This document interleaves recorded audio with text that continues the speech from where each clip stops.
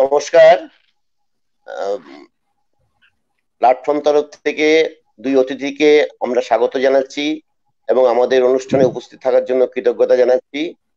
আজকের যে সংগঠন প্ল্যাটফর্ম, সেই প্ল্যাটফর্ম সম্বন্ধে আমাদের অন্যতম পরিচালক অভিজিৎ কুন্ডু উনি বলবেন।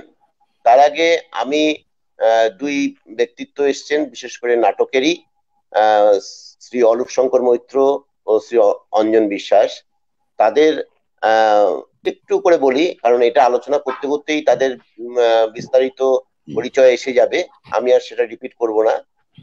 বিশেষ করে 70 দশক থেকে এরা নাটকের সঙ্গে যুক্ত এবং অরূপদা অনেক নাটক লিখেছেন, বিভিন্ন সময়ে বিভিন্ন জায়গায় সেগুলো মঞ্চস্থ হয়েছে এবং পরবর্তী সময়ে কিছু সিরিয়ালে উনি নাট্যরূপ দিয়েছেন এবং এই ব্যাপার নিয়ে উনি বাংলাদেশ থেকে আমন্ত্রণও পেয়েছিলেন।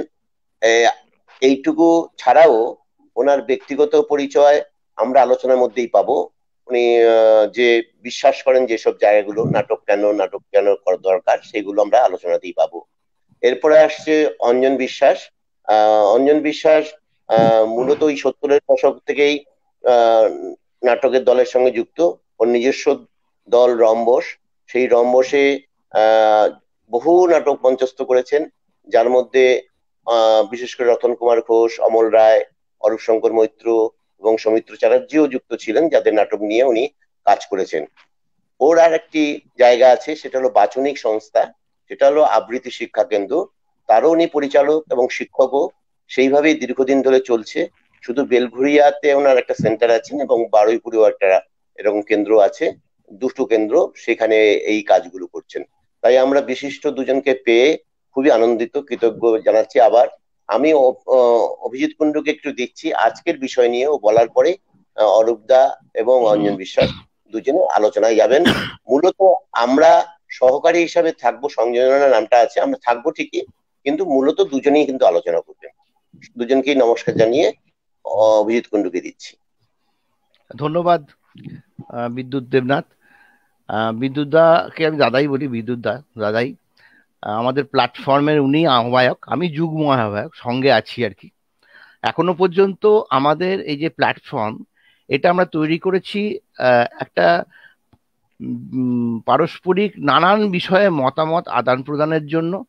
যারা নানান ক্ষেত্রে উন্নয়নমূলক কাজের সাথে যুক্ত, তাদের বক্তব্যগুলোকে তুলে ধরার জন্য, মানুষের মধ্যে সহমর্মিতা, সমবায় সুলভ মনোভাব গড়ে তোলার জন্য, নানান ব্যাপারে চিকিৎসা, জনস্বাস্থ্য এ সম্পর্কে আমরা যদি কোনো সহায়তা করতে পারি, হারিয়ে যাওয়া লোক নাটক থেকে শুরু করে আজকের দিনের নাটক যাত্রা, নানান বিষয় নিয়ে আজকে যে সাংস্কৃতিক পরিমণ্ডল সেখানে কি কি হচ্ছে তাই নিয়ে জানা বোঝার জন্য আমরা এই টানা এই ওয়েবিনারি আমরা করে যাচ্ছি। আমরা শুরু করেছিলাম 4 সেপ্টেম্বর থেকে।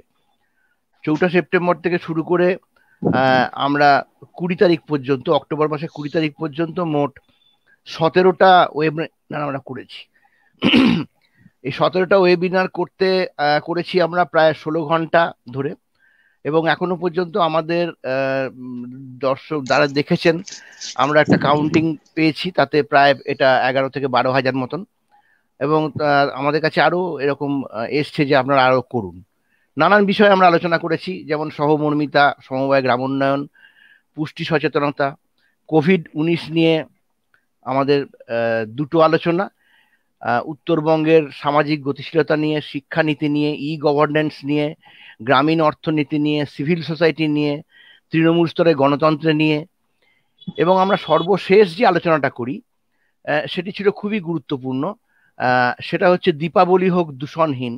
এই অনুষ্ঠানটি আমরা করেছিলাম 10ই নভেম্বর, এবং অনুষ্ঠানটির পরে আমরা দেখেছি দীপাবলি খুব ভালোভাবে অনুষ্ঠিত হয়েছে, খুবই দূষণহীন হয়েছে বলতে গেলে।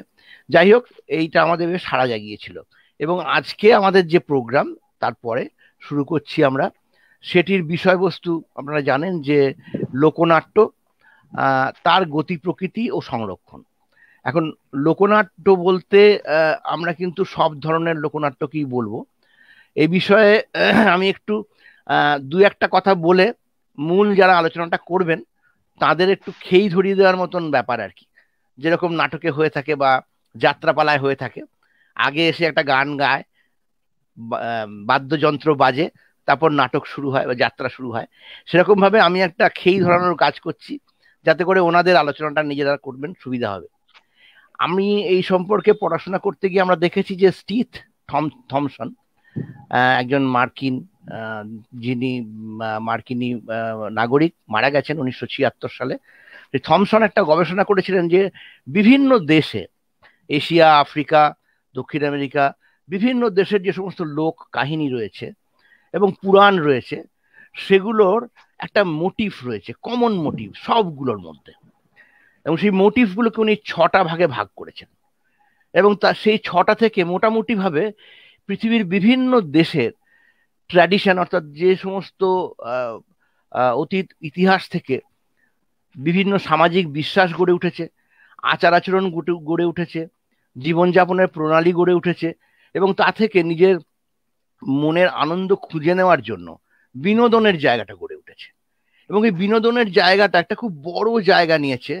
সেই বিনোদনের মধ্যে দিয়েই মানুষ নিজেকে প্রকাশ করেছে, নিজেকে প্রতিষ্ঠা করছে, আবার তার মধ্যে দিয়েই তাদের দৈনন্দিন জীবনযাত্রাকে তুলে ধরেছে। তাই নিয়ে তার গবেষণা। এবং আমরাও আমাদের দেশে দেখেছি যে আমরা যদি খুব বড় আকারে দেখি, এগুলো সব রয়েছে। কিন্তু ঘটনা হচ্ছে যে লোক বলতে কাকে বোঝায়? লোক বলতে বোঝায় সমস্ত, মানে আমজনতা বলতে আমরা যা বুঝি। তো তারা তো অনেক ভাগে বিভক্ত, তারা নানান ভাবে এসছেন, নানান ভাবে বড় হয়ে উঠেছেন, ফলে তাদের চিত্ত বিনোদনের বা তাদের সাংস্কৃতিক যে প্রকাশ, সেগুলোর মধ্যেও নানান বৈচিত্র্য ঘটে গেছে। আজকের দিনে যদি আমরা দাঁড়িয়ে আলোচনা করি, তাহলে ব্যাপারটাকে আমরা কিভাবে দেখব? মূলত আজকের দিনে আমরা সেটাকে কিভাবে দেখব, সেই জায়গা থেকেই প্ল্যাটফর্ম এই আলোচনাটাকে সংগঠিত করেছে। তো আজকের দিনে ওনারা আরো ভালো বলতে পারবেন, কিন্তু মূল যে দুটো জায়গা এবং আমাদের এই বাংলার পরিপ্রেক্ষিতে, একটা হচ্ছে নগর সংস্কৃতি, শহর, মেট্রো সিটি হতে পারে, ছোট শহরের একটা সংস্কৃতি, সেখানকার মানুষ গড়ে উঠেছে। ব্রিটিশ এসছে আমাদের দেশে, তার থেকে একটা মধ্যবিত্ত শিক্ষিত শ্রেণী গড়ে উঠেছে, তারা বড় হয়ে উঠেছে, নগর অন্যরকম ভাবে তৈরি হয়েছে। আর গ্রামের মানুষ, তারা একভাবে রয়েছেন, তাদের একটা নিজস্ব চিত্ত বিনোদনের অতীত ইতিহাস থেকে, ঐতিহ্য থেকে, বিশ্বাস থেকে, ধর্ম অনুষ্ঠান থেকে নানানভাবে তারা গড়ে উঠেছে। আবার এর পাশাপাশি রয়েছে আমাদের সমাজে আমরা দেখেছি আদিবাসী জনজাতিরা, তাদের যে চিত্ত বিনোদনের বিষয়গুলো বা তাদের যে নাচ গান থেকে শুরু করে যেগুলো নিয়ে তারা প্রকাশ করেন, যেটাকে পারফর্মিং আর্ট বলবো আমরা, সেটা কিন্তু আরেকটু আলাদা। হ্যাঁ, সেগুলোর মধ্যে একটা আলাদা। এই কিছুদিন আগে যেমন এই এখন বাঁকুড়া, পুরুলিয়া, ঝাড়খণ্ড জুড়ে চলছে বাদনা পরব। হ্যাঁ, বাদনা পরব যখন চলছে তখন কিন্তু আমরা একই সময় ওই কার্তিক অমাবস্যাকে কেন্দ্র করে অনেক কিছু চলে।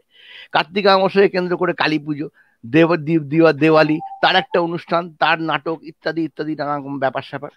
হ্যাঁ, সে তন্ত্র সাধনা থেকে শুরু করে নানান বিষয়। আবার ওদিকে কিন্তু আদিবাসীরা বাদনা পরব পালন করছেন, তাদের দৈনন্দিন শিব গরুকে নিয়ে তাদের কিভাবে তাদের সাথে কথোপকথন করছেন, এরকম একটা জায়গাটাকে আমরা যেটাকে মাইথোলজি বলি, হ্যাঁ, সেইগুলোকে নিয়ে তাদের সংস্কৃতি গড়ে উঠেছে এবং তারা দিব্য আছেন এইভাবে। এই চিত্ত বিনোদনের ফলস্বরূপ কিন্তু নানান ধরনের চিত্ত বিনোদনের জায়গায় কালক্রমে এসছে। হ্যাঁ, এইভাবে আমরা দেখতে পাচ্ছি, ধরুন নাটককে হাতিয়ার করানো হয়েছে।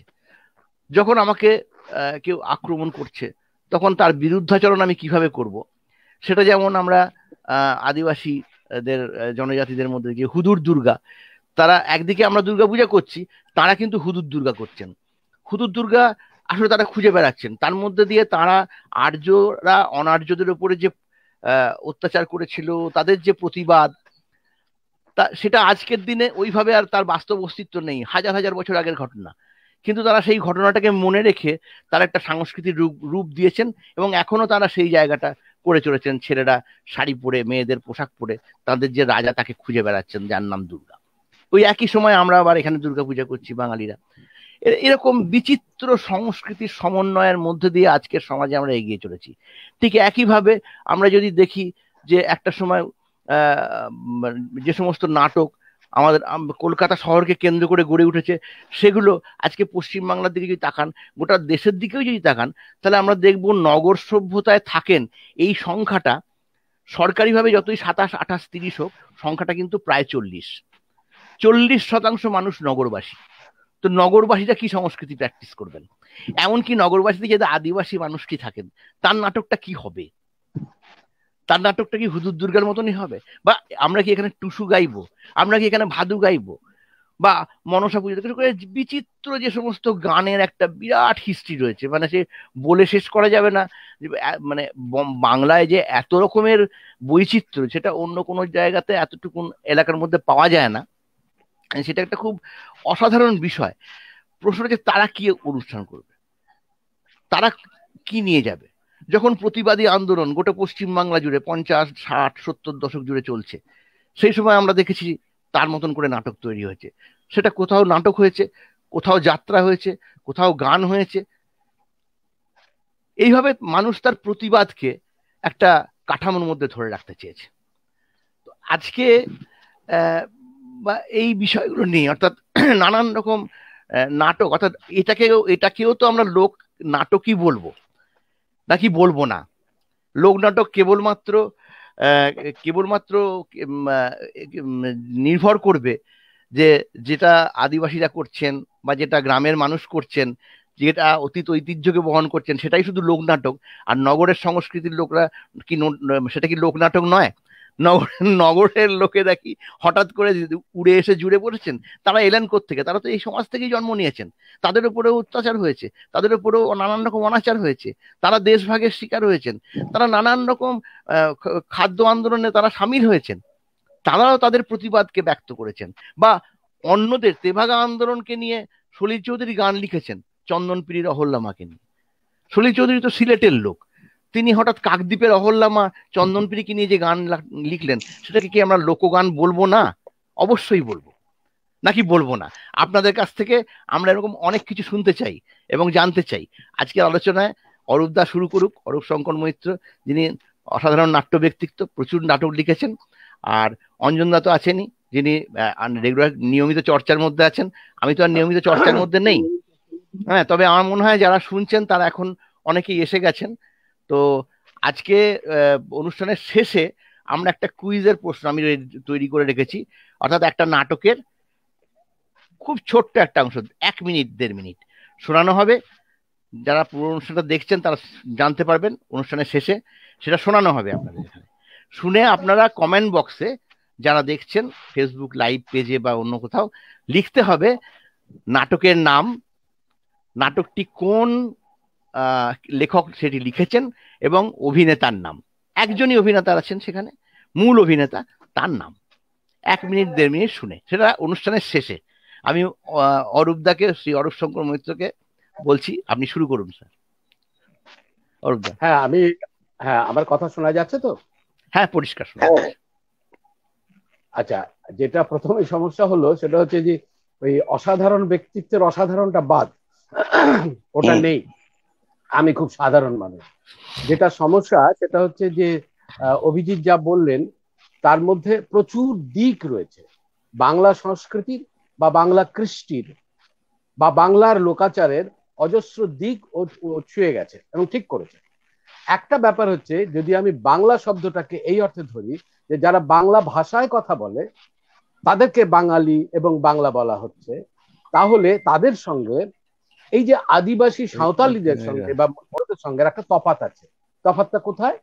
সেটা হলো যে এই বাঙালি গড়ে ওঠাটা, বাঙালি জাতি হিসেবে বা ভাষা হিসেবে গড়ে ওঠাটার চরিত্র অন্যগুলোর থেকে আলাদা। কেন আলাদা? এখানকার ভৌগোলিক কারণে বিভিন্ন জায়গা থেকে বিভিন্ন ধরনের মানুষ এক এক সময় এসে, আমি নৃতাত্ত্বিক অর্থে বলছি, তারা এসে এখানে সেটেল করেছিল। যেমন বলা হচ্ছে এটা ইতিহাসবিদরা বলছেন যে দ্রাবিড়িয়ানরা এখানে এসে মধ্য ভাটি অঞ্চলে জায়গা নিয়েছিল আর কি, জায়গা।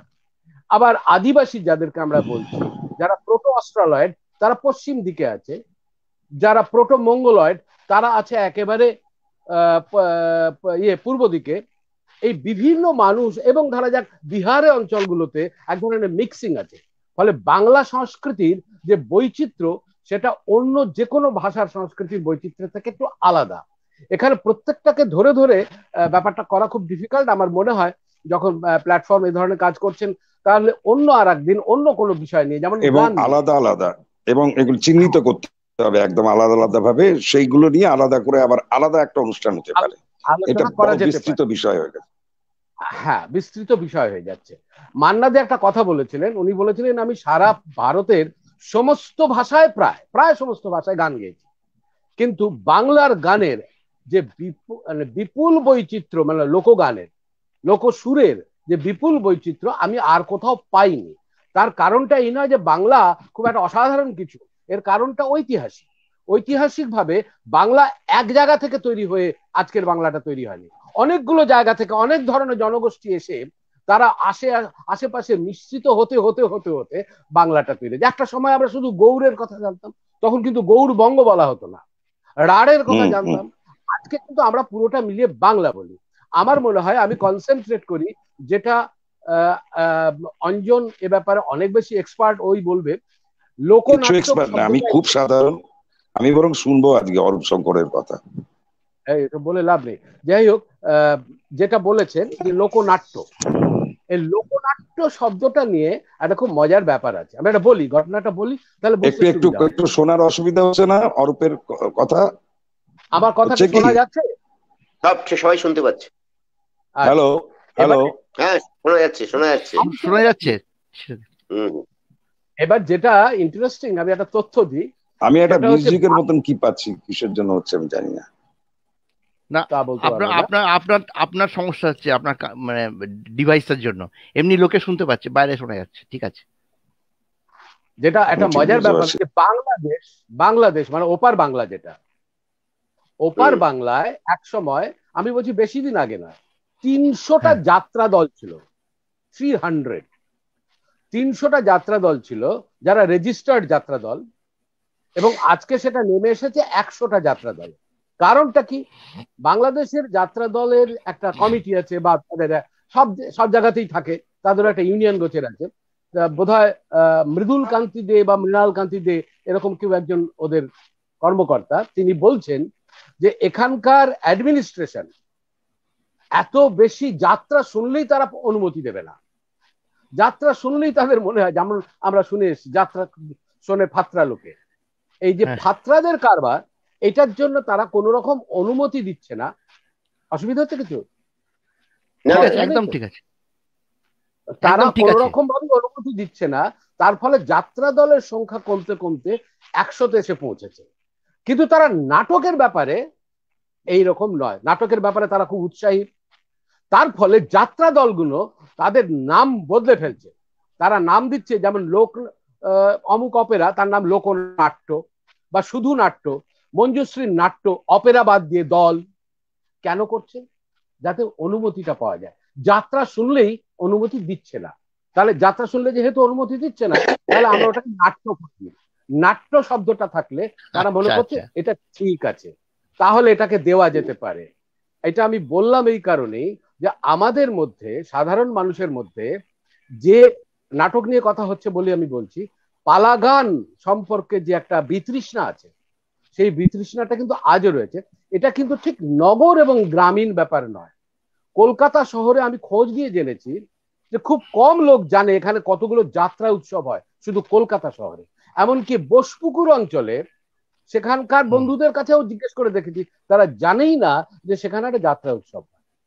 আলিপুরে, নিউ আলিপুরের আলিপুর যে কোর্ট যেখানটা আছে তার কাছাকাছি অঞ্চলে একসময় যাত্রা উৎসব হতো, এখন হচ্ছে না। তার মানে হচ্ছে এই যে জায়গাটা, আমি নাটক শব্দটাকে নিয়ে আসছি, নাটক সংস্কৃত শব্দ, এই নাটক যদি আমি এই অর্থে বলি, থিয়েটার অর্থে, কেননা গণনাট্য তার নাম ছিল Indian People's Theatre Association, IPTA, theatre শব্দটা আছে। হ্যাঁ, থিয়েটার কথাটার মানে হচ্ছে একটা জায়গা, একটা স্পেস। থিয়েটার কিন্তু আর কিছু নয়, কারণ অপারেশন থিয়েটারও থিয়েটার। এই যে একটা থিয়েটার মানে একটা স্পেস, সেই স্পেসের মধ্যে যখন আমি কোনো প্রোডাকশন করছি তখন সেটা থিয়েটার। এবার তার ফলে ওটার নাম হয়ে গেল IPTA। তার অনেকদিন, অনেক বয়স হয়ে গেছে, 77-78 বছর বয়স হয়ে গেছে এবার। এই যে IPTA, গণনাট্য, গণ শব্দটা লোকর জায়গায় বসিয়েছে, ধরা যাক একই কথা, লোক, পিপলস থিয়েটার, গণ, পিপল, একই কথা। এইবার এই যে নাটক, থিয়েটার, এই থিয়েটারের মূল উদ্দেশ্য বা যে কোনো পারফর্মিং আর্টের এমনকি বহুরূপী যখন স্টেশনে দাঁড়িয়ে তার অনুষ্ঠান দেখায়, তার উদ্দেশ্য তো হচ্ছে তার যারা দর্শক অথবা তার যারা শ্রোতা তাদেরকে কমিউনিকেট করা, তাদের কাছে পৌঁছে দেওয়া, তার বক্তব্যটাকে পৌঁছে দেওয়া। এই যে বক্তব্য পৌঁছে দেওয়ার জন্য তার একটা ফর্ম লাগে, তার একটা রূপ লাগে। এইখানে একটা খুব মজার ব্যাপার বলি, গত পরশুদিন টলস্টয়ের মৃত্যুবার্ষিকী গেল, গত পরশুদিন 19। টলস্টয়ের একটা কথা হচ্ছে যে আমাদের যে বিষয়গুলো মানে অত্যন্ত গুরুত্বপূর্ণ, এই গুরুত্বপূর্ণ বিষয়গুলোকে আস্তে আস্তে সরে গিয়ে দিয়ে অনেক কম গুরুত্বপূর্ণ অপ্রয়োজনীয় বিষয় নিয়ে অনেক বেশি অ্যাবস্ট্রাকশনের মধ্যে দিয়ে যে আর্টটা তৈরি করা হয় সেটাই অভিজাতদের আর্ট, এলিটদের আর্ট। এবং এলিটরা এইভাবে ব্যাপারটাকে ধ্বংস করছে। এটা ওনার বক্তব্য। আমি মোদ্দা কথাটা বললাম, কিন্তু এক্সাক্ট কোট আন কোটটা বলিনি। মোদ্দা কথাটা হচ্ছে যে পিপলস আর্ট, যেটা বলা হচ্ছে গণনাট্য বা পিপলস আর্ট, আর্ট শব্দটাই ব্যবহার মানে লোক সংস্কৃতি বা লোক কৃষ্টি, সেটা হচ্ছে আজকের সময় নিয়ে করা, এখনকার সময় নিয়ে করা। একটা ছোট্ট উদাহরণ দিয়ে বলছি, আমি অন্য জায়গায় চলে যাচ্ছি। সেটা হলো একটুখানি ছোট্ট বলে নিচ্ছি যে মহুয়া সুন্দরীর কথা বলে, মহুয়া সুন্দরীর পালা বলে একটা পালা নিশ্চয়ই আমরা জানি, পূর্ববঙ্গ গীতিকাতে আছে, খুব বিখ্যাত। আচ্ছা, তার পাশাপাশি মালুয়া সুন্দরীর পালা, সেটা মালুয়া সুন্দরীর পালা সেটা মানে ব্যাপকভাবে বিভিন্ন জায়গায় আজও হয় এবং শুনলে খুব অবাক লাগতে পারে। ওর মধ্যে ইস্যু আছে লাভ জিহাদ ওর মধ্যে আছে, কি আছে ওখানে। মালুয়াকে ফিরে এসে তার মানে হিন্দুত্ববাদীরা, অর্থাৎ আজকের সময়টা কিন্তু ঢুকে গেছে, পালাটা পুরনো কিন্তু আজকের সময়টা ঢুকে গেছে, ফর্মটা যাই হোক না কেন পালা হিসেবে। মুশকিলটা হচ্ছে আমরা যে থিয়েটারের কথাটা বলছি, এমনকি Indian People's Theatre Association IPTA তারাও থিয়েটার শব্দটাই ব্যবহার করছে। থিয়েটার মানে কিন্তু এক জায়গায় স্থায়ী, এক জায়গায় মানে সে মুভ করে না, সে যাত্রা করে না, এক জায়গা থেকে আরেক জায়গায় যায় না। থিয়েটার মানে একটা স্পেস। ওকে, তারা কমিউনিকেট করছে মানে তার একটা ভাষা লাগবে। তার মানে নাটকের একটা ভাষা আছে। ভাষাটা খারাপ ভালো সেটা পরের প্রশ্ন। আমার বক্তব্য হচ্ছে, আমি বাংলায় কথা বলছি এখন, ইংরেজি ভাষাটা কি খারাপ? কে বলেছে হিন্দি ভাষাটা খারাপ? উর্দু ভাষাটা কি খারাপ? না, কিন্তু আমি বাংলায় কথা বলছি। কিন্তু আমাকে যদি বাধ্য করা হয় যে না তুমি বাংলায় কথা বলতে পারবে না, তোমাকে ইংরেজিতেই কথা বলতে হবে, কলকাতায় এমন অনেক ইংলিশ মিডিয়াম স্কুল আছে যেখানে বাংলায় কথা বললে ফাইন দিতে হয়, জরিমানা দিতে হয়, উঠে দাঁড়াতে হয়। আমি তো ইংরেজি ভাষাটাকে খারাপ বলছি না, কিন্তু আমার কমিউনিকেশনের ভাষা হিসেবে আমি ইংরেজি নিতে বাধ্য করছে তারা। এটা মেকলে করেছিল 1835 সালে। তারা কিন্তু শুধু এই জায়গায় থেমে থাকেনি, তারা থিয়েটারটা এনেছে। সেটা তাদের ভাষা, আমার ভাষা নয়। আমার বাংলার ভাষা থিয়েটার নয়। তারা এটা নিয়ে এসেছে। ওই প্রথম জন্ম হয়েছিল লেবেডফ, ওটাকে আমি ধরি না, ওটা একটা সামান্য ছোট্ট ঘটনা, ভেরি মাইনর ঘটনা। উনি এসে এখানে একটা না দুটো নাটক করলেন বাংলায়, ডাজন্ট ম্যাটার। এখানে থিয়েটারটা তারা এনেছিলেন মূলত ইস্ট ইন্ডিয়া কোম্পানির লোকজনদের মনোরঞ্জনের জন্য, ইংরেজি থিয়েটার। কেননা তারা তো ইংল্যান্ড থেকে এসেছে, তাদের এখানে খারাপ লাগে। যেমন যেমন ধরা যাক নিউ ইয়র্কের বাঙালিরা এখান থেকে থিয়েটার দলগুলোকে নিয়ে যায়, বাংলা থিয়েটার দলগুলোকে। ওখানে কি থিয়েটার হচ্ছে না? হচ্ছে, কিন্তু বাংলা থিয়েটার দলগুলোকে নিয়ে যায়, তখন তাদের ভাল লাগবে বলে এখানেও আসতো। এই যে আসতো, এই ইংরেজি থিয়েটার আসার পর এখানে ইংরেজি থিয়েটার, প্রোসেনিয়াম থিয়েটার, অর্থাৎ ইংলিশ থিয়েটারের যে ভাষা, সেটা এখানে গায়ের জোরে চাপানোর কাজ শুরু হয়। এই যে একটা কথা যে রক্ষণশীলতার কথা, এই থিয়েটারটা আদিকাল থেকে, আদি বলতে আমি 200 বছর আগেকার সময় থেকে বলছি, 1820 সাল থেকে ধরা যায় 1814-15 সাল নাগাদ এখানে প্রথম ওই ইংরেজি থিয়েটার শুরু হলো, এখন যেখানে সেন্ট জেভিয়ার্স কলেজ ওই অঞ্চলে। এই যে ইংরেজি থিয়েটারটা শুরু হলো এবং তারপরে 1834-35 হবে, অঞ্জন আছে খুব ভালো বলতে পারবেন, রেভারেন্ড কৃষ্ণমোহন বন্দ্যোপাধ্যায় প্রথমে একটা বাংলা নাটক করলেন এবং তারপরে 50-এর দশকে এসে একটা পুরস্কার ঘোষণা করা হলো ইংরেজদের তরফ থেকে যে বাংলায় যারা ভালো নাটক লিখবে তাদেরকে পুরস্কার দেওয়া হবে। শেক্সপিয়ার বাংলায় হতে আরম্ভ করলো এবং বাংলা নাটক হঠাৎ লেখা শুরু হয়ে গেল। এমনকি 50-এর দশকের ঘটনা চক্রে দীনবন্ধু মিত্র নাটক লিখতে আরম্ভ করলেন, আমাদের মাইকেল মধুসূদন নাটক লিখতে আরম্ভ করলেন, অ্যান্ড সো অন। 1872 সাল নাগাদ পেশাদার নাটকের জন্ম হলো, 1943 সাল নাগাদ গণনাট্যের জন্ম হলো, 1948 সাল নাগাদ গ্রুপ থিয়েটারের জন্ম, আজও সেটা চলছে। এই এন্টায়ার ব্যাপারটা, এই নাটকের এই যে জার্নিটা, এটা পুরোটাই কিন্তু বাঙালি অভিজাতদের জন্য, বাঙালি এলিট সমাজের জন্য। সাধারণ মানুষ চায় না, একেবারেই যায় না। নাটকের ফর্ম এলিট, তার ফলে এত বেশি বিদেশি নাটকের এখানে অনুবাদ হয়, এত বেশি বিদেশি নাটকের উপর আশ্রয় করতে হয়, এবং তার ফলে বাংলার নাটক ক্রমশ জনবিচ্ছিন্ন হয়ে পড়ছে। এতটাই জনবিচ্ছিন্ন হয়ে পড়ছে যে 50-এর দশক থেকে, ওই যে বললাম 1850 সালে ইংরেজরা যেমন দেবার শুরু করেছিল, পুরস্কার দেওয়া, যে বাংলায় নাটক করলে পুরস্কার। লোকনাট্য বলি আর যাই বলি না কেন, আসলে নাটক, এই নাটকের পরিস্থিতি এতটাই খারাপ হলো যে যারা এখানে ইনভেস্ট করত, পেশাদার দল, তারা সরে গেল, একেবারেই সরে গেল। সরে যাওয়ার পর কে এলো তাদেরকে বাঁচানোর জন্য? সরকার। ভারত সরকার 1950-এর দশক থেকেই কিন্তু থিয়েটারকে অনুদান দেওয়া শুরু করেছে। তখন অল্প কিছু দল পেত, এখন বহু দল পায়। এবছর 1977 সাল থেকে বুদ্ধদেব ভট্টাচার্য তিনি চালু করলেন রাজ্য সরকারের অনুদান। অনুদান কথাটার মানে হচ্ছে টাকা দান করা হচ্ছে রক্ষণশীল, মানে রাখবার জন্য, বাঁচিয়ে রাখার জন্য। থিয়েটার বাঁচছে না, কারণ তার আগে শিশির ভাদুরীর সময় টাকা দিয়ে অভিনেতাকে নিতে হতো, বিশ্বরূপাতেও তাই। কিন্তু এখন বাঁচিয়ে রাখার জন্য এবছর 300 থিয়েটার দলকে 50,000 টাকা করে রাজ্য সরকার, কেন্দ্রীয় সরকার তো প্রচুর দেয়। ফলে থিয়েটারটা বরাবরই ছিল সংখ্যালঘু অভিজাত এলিটদের জন্য, আজ বলে নয়, চিরকাল। এমনকি গণনাট্য, কেন গণনাট্যও বলছি, 43 সালের দুর্ভিক্ষের সময় গণনাট্যের জন্ম। তার 1 বছরের মধ্যে একটি নাটক লেখা হলো নবান্ন, লিখলেন বিজন ভট্টাচার্য। যদি দেখা যায় যে গণনাট্য যারা তৈরি করেছিলেন তারা কারা, পৃথ্বীরাজ কাপুর থেকে শুরু করে বিজন ভট্টাচার্য পর্যন্ত সবাইকে যদি দেখা হয়, তাহলে দেখা যাবে সকলেই উচ্চবর্ণ থেকে আসা, কেউই কায়িক শ্রমজীবী নয়। এমনকি সৌম্য মিত্র এসেছিলেন প্রফেশনাল হিসেবে এই নবান্নর ডিরেকশনের কাজ করতে বিজন বাবুর সঙ্গে। 1948 সালে বহুরূপী হওয়ার পর তারা প্রথম নবান্ন নাটকটা জনপ্রিয় হবে এই আশা নিয়ে নেমেছিলেন, জনপ্রিয় হয়নি, একেবারেই জনপ্রিয় হয়নি। ফলে তারা নবান্ন বাতিল করে দেয়। এই ঘটনাটা কেন বললাম? কারণ আমাদের গণনাট্য নিয়ে যে আমাদের ফিলিংস, যেটা পিপলস থিয়েটার নয়, এটা পিপলস থিয়েটার নয়। আমরা মনে করছি পিপলস থিয়েটার, এটা আসলে এলিটদের থিয়েটার। এলিটরা স্যাটিসফাইড যে আমরা পিপলদের জন্য নাটকটা করেছি। তা যদি হতো তাহলে মাত্র 5 বছরের মাথায়, যখন 43-এর দুর্ভিক্ষের থেকে 5 বছর, অনলি 5 ইয়ার, এই 5 বছরে বাদে একটা থিয়েটার দর্শক পেল না, ফলে বন্ধ করে দিতে হলো, এই পরিস্থিতি হওয়ার কথা নয়।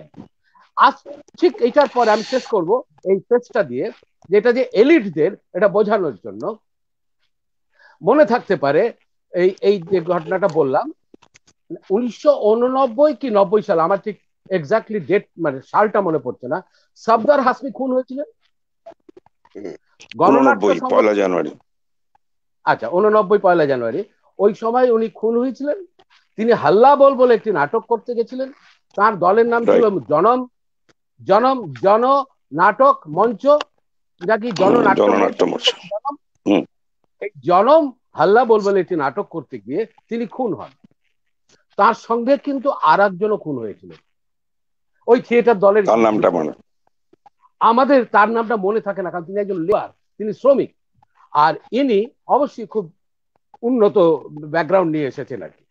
এইবার আর একটা মজার ঘটনা বলি, সেটা যে এই যে দল জনম, শ্রমিক বন্দ্যোপাধ্যায় কয়েক বছর আগে কুমার রায় স্মৃতি সভায় বললেন যে জনমকে এখানে কলস দিয়ে নিয়ে এসেছিল কলকাতার সবচেয়ে নামী ক্লাব টলি গলফ ক্লাব নিয়ে এসেছিল। অর্থাৎ গোটা ব্যাপারটা আসলে প্রথম থেকে শেষ পর্যন্ত, এমনকি গিরিশ ঘোষের নাটক থেকে শুরু করে উৎপল দত্ত হয়ে সবটাই কিন্তু এলিটদের দ্বারা, এলিটদের জন্য, এলিটদের হয়ে। এটা আমার বক্তব্য। তাতে কি সাধারণ মানুষ এসে হাজির হতো না? হতো। যেমন হুদুর দুর্গা যেটা বললো, খুব ভালো বললো, যে আদিবাসীদের একটা অনুষ্ঠান, কিন্তু তারা কি দুর্গাপুজোর মণ্ডপে এসে ভিড় করে না? করে তো, তারা তো আনন্দও পায়, দেখেও। আমাদের যে সমস্ত অনুষ্ঠানগুলো এলিটদের হয় সেগুলো তো তারা দেখতে আসে। এখানে যে ফিল্ম ফেস্টিভ্যাল হয়, সেই ফিল্ম ফেস্টিভ্যালের বাইরে একটা মঞ্চ করা হয়, তার কারণটা হচ্ছে মানে সাধারণ মানুষ, গ্রামের মানুষ, তারা যখন আসবে তারাও যেন ফিল্ম ফেস্টিভ্যাল দেখতে পায়। তাহলে কি ফিল্ম ফেস্টিভ্যালটা পিপলস ফেস্টিভ্যাল? নো, ওটা এলিটদের। এইটুকু আমার বক্তব্য, আমি এইটুকু পর্যন্ত বললাম। আমাদের এখানকার পিপলস থিয়েটার যেটা, সেটা আমরা কার্যত ভুলে গেছি। তার মধ্যে একটা ফর্ম হচ্ছে তো পালাগান তো বটেই, এরকম অনেক আছে, বোলান আছে, আলকাপ আছে, গম্ভীরা আছে, অজস্র নাম বলে যাওয়া যেতে পারে। না, এইগুলিকে আমরা পিপলস থিয়েটার বলবো না? অরূপকে আমার একটা প্রশ্ন আছে, আমি অনেকক্ষণ আউট হয়ে গিয়েছিলাম একটা কথা, যে ওই অনেক মাঝখানে তোর আমি অনেক কথা শুনতে পাইনি, কিন্তু আমি জানি যে তুই মোটামুটি কি বলবি আর কি। আমি কারণ যেহেতু তোর সঙ্গে আমার ইন্টারাকশন হয়, তাতে করে আমি জানি যে তুই কি বলতে চাইছিস। আলটিমেটলি যেটা কথার থেকে হয়তো শেষ মুহূর্তে যা শুনলাম, আমি আগেরটা শুনিনি, আমার যেটা মনে হচ্ছে তুই বলতে চেয়েছিস এটাই, যেই সেই গিরিশ থেকে শুরু করে কিংবা তারও আগে মধুসূদন থেকে শুরু করে দীনবন্ধু, গিরিশ, এই সমস্ত এবং হয়ে এই সর্দার হাসমি কিংবা এখন যা চলছে, এই সমস্তটাই, সমস্ত থিয়েটারের সমস্ত এটাই হচ্ছে ভদ্রলোক শ্রেণী বা এলিট শ্রেণীর দ্বারা নির্মিত। তারাই দেখে, তারাই এর সমুদ্দার, তারাই, তাদের জন্যই সবকিছু। যদিও এতে সাধারণ মানুষের অংশগ্রহণ মাঝে মাঝে তো হয়, যেভাবে হুদুর দুর্গাকে যারা মহিষাসুরকে তাদের রাজা মনে করেন, তার জন্য শোক পালন করেন। আমি নিজেও এর মধ্যে বেলপাহাড়িতে দেখে এলাম যে হুদুর দুর্গার স্মরণ সভা হচ্ছে।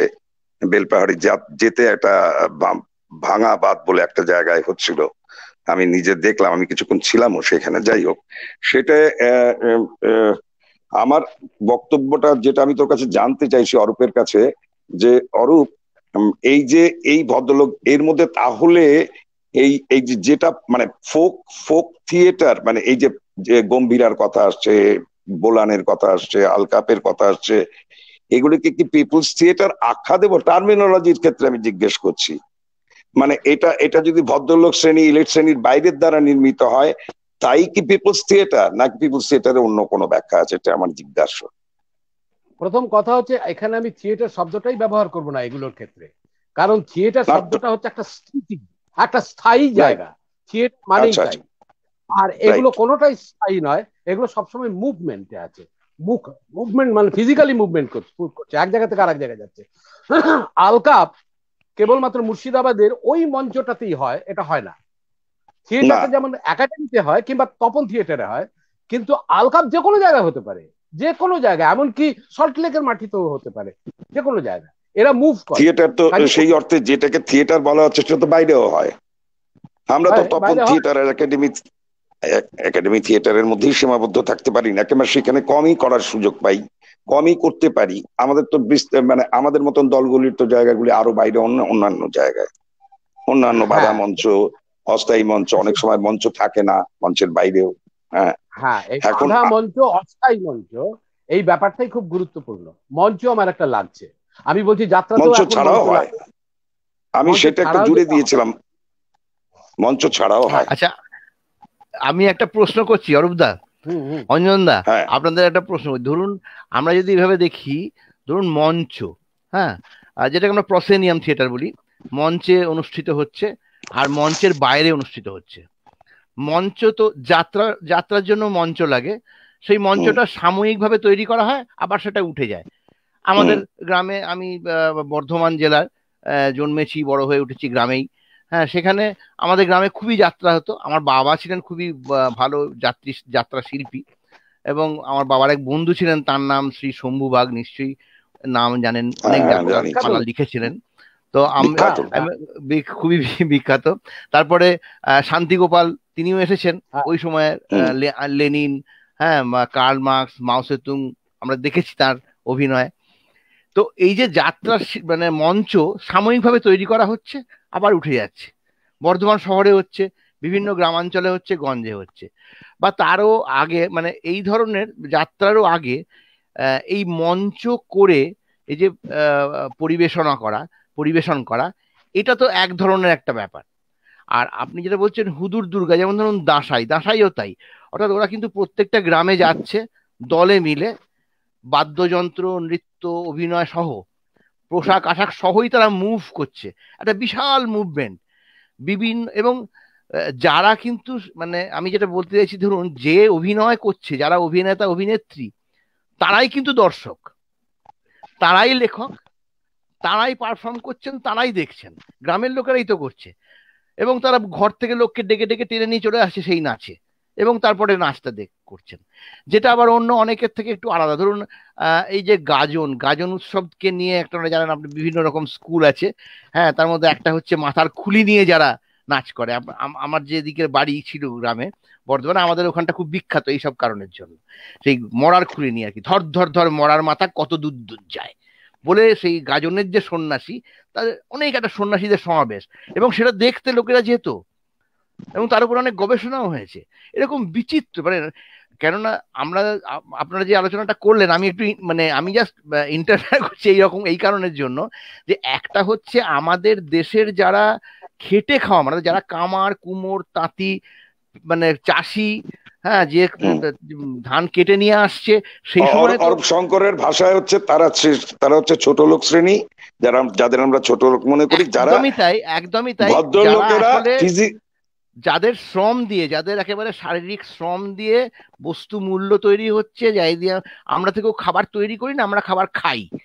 হ্যাঁ, আমরা কেউ টেবিল তৈরি করি না, আমরা শারীরিক মানে ফিজিক্যাল লেবার যারা দেয় না, তারাই আমরা ব্রিটিশের দ্বারা শিক্ষিত একটা বেড়ে ওঠা শ্রেণী, যারা কেরানি বা অফিসার বা পাটোয়ার নেতা বা ডাক্তার মুখতার, এই ধরনের লোকজন, যাদের মানে যারা আর কি মাথা কলমজীবী বলবো না বুদ্ধিজীবী বলবো না, কি যে বলবো ঠিক বুঝে উঠতে পারি না।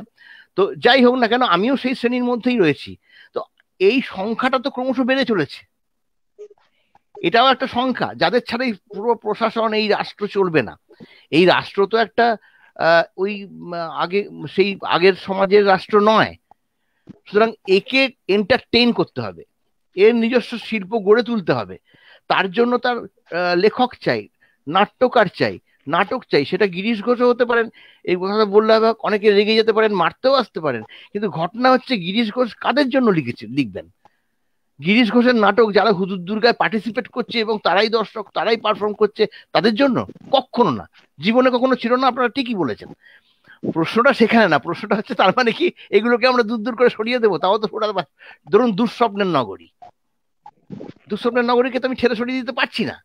তীর উৎপল দত্তের, তা থেকে তো লোকে উদ্বুদ্ধ হচ্ছে, কৃষক উদ্বুদ্ধ হচ্ছে না, কিন্তু একটা ছাত্র উদ্বুদ্ধ হচ্ছে, এবং এই ছাত্রটা সমাজে একজন অংশগ্রহণকারী শ্রেণী, প্রতিবাদ আন্দোলনে অংশগ্রহণকারী শ্রেণী, সমাজ পাল্টানোর একটা অংশ, সে তো উদ্বুদ্ধ হচ্ছে। তাহলে তো এই নাটক আমি অভিজিৎ, আমি একটা প্রশ্ন কিন্তু অরূপ শঙ্করকে করেছিলাম যে ওই ফোক থিয়েটার আর পিপলস থিয়েটারের মানে কোনগুলিকে কিভাবে ব্যাখ্যা হবে। ও যেমন মানে থিয়েটার শব্দটারই বিরোধিতা করছে, আমি থিয়েটার শব্দটাই বাদ দিলাম, লোকনাট্য। হ্যাঁ, কি একটা বলছে, একটা মঞ্চের দরকার হচ্ছেই, এই জায়গাটায় বোধহয় অরূপ শেষ করেছিল, তাই না? হ্যাঁ, আমি ওই জায়গায় ছিলাম, কিন্তু আমার মনে হয় অভিজিৎ খুব গুরুত্বপূর্ণ একটা প্রশ্ন তুলেছে। সেটা হচ্ছে ব্রিটিশ শাসনের ফলে এখানে যে শ্রেণীটা তৈরি হয়েছিল, যে মধ্যবিত্ত শ্রেণী, বোধহয় এটাই বলতে চেয়েছে, তাদেরকে এন্টারটেইন করবার জন্য অবশ্যই নাটকের দরকার, তারাও তো অংশ, এটা বলতে চেয়েছে। আমি বলতে চাইছি এই মধ্যবিত্ত শ্রেণীর আমরা পার্ট, ফলে আমরা মনে করি এরা একটা বিশাল সংখ্যক মানুষ যাদেরকে এন্টারটেইন করার দরকার আছে। আমি বলছি এরা কিন্তু খুব ছোট্ট অংশ, খুবই ছোট। কত ছোট? কল্পনাতীত, কল্পনাতীত ভাবে ছোট। কেমন? একটা উদাহরণ দেব। 2011 সালের 11-12 সালের সার্ভে অনুযায়ী বাংলায়, মানে 2011-12 সালে সার্ভে অনুযায়ী মানে সারা ভারতেই যেটা দেখা যাচ্ছে যে পভার্টি লাইন, বলুন, 2011-12 সালে দেখা যাচ্ছে একটা পরিবার, তার যদি 4 জন মানুষ আমি ধরে নিই, একটি ছেলে বা সন্তান, হাজবেন্ড ওয়াইফ এবং একজন বৃদ্ধ, এই 4 জনের একটি পরিবার, তাদের রোজগার 25,000-এর নিচে প্রতি মাসে।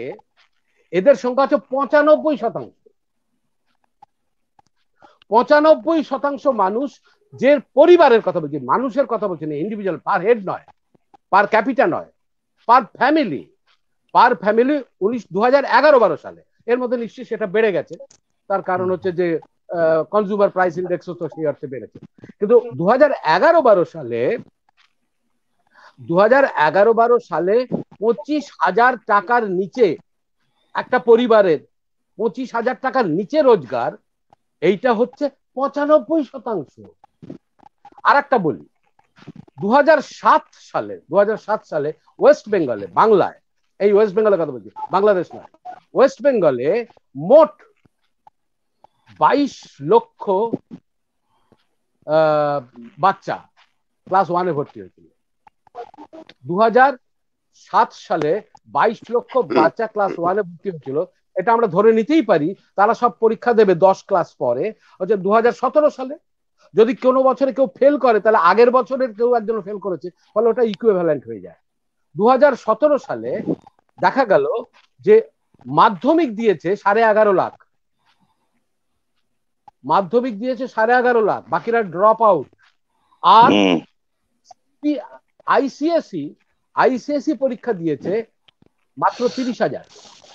সিবিএসই একটু বেশি, ওটার সংখ্যাটা আমি পাইনি। সিবিএসই আগে কম ছিল, ইদানিং কালে বেড়েছে। আমি ধরে নিচ্ছি ওটা আরো 40,000, তাহলে 70,000 হয়। আর আমি ধরে নিচ্ছি ওয়েস্ট বেঙ্গল বোর্ডেও 1,005 কি 1,010 ইংলিশ মিডিয়াম আছে, এরা কেউ ড্রপ আউট হয় না। 80,000 টোটাল সংখ্যাটা, লেস দ্যান 4%। এই লেস দ্যান 4% এরা হচ্ছে অভিজাত। এদের জন্যই নাটকটা হচ্ছে। আমি অন্য অর্থে বলছি না, মানে খারাপ অর্থে বলছি না, জায়গাতেই ভালো অর্থে। এবার নাটকে ভালো কথা থাকতেই পারে। আমি বলছি ইংরেজিতে আমি অত্যন্ত ভালো বক্তৃতা দিতে পারি, ইংরেজি ভাষাটা কি খারাপ না? কিন্তু আমি জুট মিলের কারখানার বা যে কোনো একটা কারখানায় অথবা বর্ধমানের ওই কৃষকদের কাছে গিয়ে আমি ইংরেজিতে বক্তৃতা দিচ্ছি, তাহলে তো লোকে আমাকে যাতা বলে, আরে তোমার ভাষা তো কেউ কিছু বুঝতেই পারছে না। এমনকি তাও নয়, আমি যদি খুব বেশি প্রমিত ভাষায় কথা বলি, ওখানে প্রমিত ভাষায়, তাহলে ওখানকার লোকেরা আমার কথা শুনবে না, হাই তুলবে, হাই। আর একটা পয়েন্ট আমি এর সঙ্গে বলতে চাই, সেটা খুব ইম্পর্টেন্ট পয়েন্ট। সেটা হচ্ছে যখন আমি কোনো ভাষায় কথা বলি, তার দুটো পার্ট থাকে। একটা গ্রামার বা ব্যাকরণ, অর্থাৎ কিভাবে আমি কথাটা বলবো, তা ব্যাকরণের মধ্যে কিভাবে সাজাবো শব্দগুলোকে। আর একটা শব্দ। অধিকাংশ মানুষ শব্দটাকেই আসলে ভাষা বলে ভুল করে। বাংলা ভাষায় অজস্র বিদেশি শব্দ আছে। এবার একটা লোক বলছে, আমি যখন চেয়ারে বসে বই পড়ি আমি খুব টায়ার্ড ফিল করি। আমি যখন চেয়ারে বসে, চেয়ার ইংরেজি শব্দ, বই আরবি শব্দ এবং টায়ার্ড ইংরেজি শব্দ, তাহলে কি আমি বাংলা বললাম? হ্যাঁ, আমি বাংলাই বললাম, কারণ ব্যাকরণটা বাংলা। এই প্রসঙ্গে সৈয়দ মুস্তফা আলীর খুব একটা ভালো লেখা আছে যে এরকম ভাবে কত শব্দ সকালবেলা থেকে শুরু করছি আমরা, ওই পেপার, চা, সবকিছু, বাথরুম, ব্রাশ, সবকিছুর মধ্যেই বিদেশি শব্দ ঢুকিয়ে আছে, ওগুলি বাংলাই। যাই হোক, কিন্তু অরূপ, আমরা মনে হয় একটু অন্যদিকে চলে যাচ্ছি। একটু যদি এই জায়গাটায় আসা যায়, এই মধ্যবিত্তে মানে অভিজাত শ্রেণী 4%। হ্যালো, কোন শ্রেণীর নাটক? হ্যাঁ, আমি সেটাই বলতে চাইছি। দুঃস্বপ্নের নগরী নিয়ে বললেন, হ্যাঁ অবশ্যই দুঃস্বপ্নের নগরীর কন্টেন্ট খুবই রেলেভেন্ট, ঠিক আছে, কোনো অসুবিধা নেই। আমি এইখানে একটা অসাধারণ উপমা দেব, সেটা খারাপ লাগতে পারে, কিন্তু বাংলার যত লৌকিক দেবদেবী আছে প্রায় সব দখল করে নিয়েছে ব্রাহ্মণরা। লৌকিক দেবী ব্যারাকপুর থেকে আমাকে বন্ধু সকালে বলছিল যে ওদিকে একটা জায়গায় শেতলা পুজো হয়, সেটা সাধারণ লোকেরা করে, কিন্তু মাইকে গম গম করে সংস্কৃত মন্ত্র বাজছে। বন বিবির পুজো তো ব্রাহ্মণদের গিয়ে পুজো করতে হয় কিনা আমি জানি না। ব্রাহ্মণরা যেমন এই পুজোগুলোকে দখল করেছে ফর দেয়ার ওন ইন্টারেস্ট। এমনকি তুই আমাকে অনেকদিন আগে হ্যালো সর্প মেলার কথা বলেছিলি, সেখানে পর্যন্ত মনসার মূর্তি, যে আসলে মনসার সেই অর্থে তন্ময় মূর্তি ছিল না, এরপরে বেশ একটা অভিজাত রমণীর মতন দেখতে, আর্যদের মতন দেখতে, ফর্সা গৌরবর্ণা একজন নারীকে মনসা হিসেবে পূজিত হচ্ছে, সেটা ব্রাহ্মণরাই আনয়ন করেছে। এটা তুই আমায় বলেছিলি যে তোরা গেছিলি কোথায় ইয়েতে। একদমই তাই, আমি গেছিলাম ওই কৃষ্ণনগরের কাছে, জায়গাটা ব্রহ্মানীতলা। আমার যেটা মনে হয়েছে যে সাধারণ মানুষ যাদেরকে গণ বলা হচ্ছে, যাদেরকে লোক বলা হচ্ছে, লোকের ইংরেজি যদি আমি ফোক ধরি, পিপল না ধরে ফোক পিপল যাই বলি না কেন, এই মানুষগুলোর মধ্যে ইন জেনারেল এক ধরনের ইনফিরিয়রিটি কমপ্লেক্স থাকে। সুপিরিয়র কারা? ওই যে না, ইনফিরিয়রিটি কমপ্লেক্সটা তাহলে তৈরি করা হয়েছে, এটা বিল্ড করা হয়েছে ইনফিরিয়রিটি কমপ্লেক্সটা অফকোর্স তৈরি করা হয়েছে, যার ফলে এখানে অক্রুর দত্ত কলকাতায় এসে নিজেকে কায়স্থ বলে পরিচয় দেয়, পরিচয় দিতে হয়, তার কারণ কায়স্থ না হলে কলকাতায় কলকে পাওয়া যাবে না, যে অক্রুর দত্ত নামে অক্রুর দত্ত লেন, এরকম অনেকেই এখানে টাইটেলটা বোধহয় পরে সে অ্যাডপ্ট করেছিল, তাই তো? দত্ত তার টাইটেল ছিল না বোধহয় ছিল না, আমি ঠিক বলতে পারছি না। এই ইনফিরিয়রিটি কমপ্লেক্স তো ব্রাহ্মণরা তৈরি করে দিয়েছে। এই তৈরি করে দেওয়ার ফলে তারা গুরুত্ব পাবার জন্য এগুলো হয়, ঠিক একই রকম ভাবে তারাও গুরুত্ব পাবার জন্য তাদের অনুষ্ঠানগুলোকেও আধুনিকীকরণের করার চেষ্টা করেছে। একটা গল্প বলছি, সেটা মালদাতে আমি আর আমার বন্ধু গেছিলাম। সেই মালদাতে গিয়ে গ্রামে গেছিলাম গঙ্গা ভাঙন প্রকল্প নিয়ে। সেখানে গিয়ে আমি বারবার খুঁজে বেড়াচ্ছি গম্ভীরার দল কোথায়। মালদা তো গম্ভীরার জন্য বিখ্যাত, গম্ভীরার দল ঠিক তো বললো আপনি না গায়ে কোনো গম্ভীরার দলকে পাবেন না। কেন? না, ওরা সব শহরে থাকে। কেন? শহরের বাবুরাই তো কল দেয়, আর তো কেউ দেয় না। এই জায়গাটায় পৌঁছে গেছে। ফলে আমার এমনকি আমি বলছি, এমনকি গম্ভীরার দলগুলোকে বিভিন্ন প্রচারের কাজে, যেমন ধরা যাক একবার মনে আছে আমার, সেটা হয়তো 2000 সালে একটা গম্ভীরা দল, এরকম আলকাপের দল আনা হয়েছিল।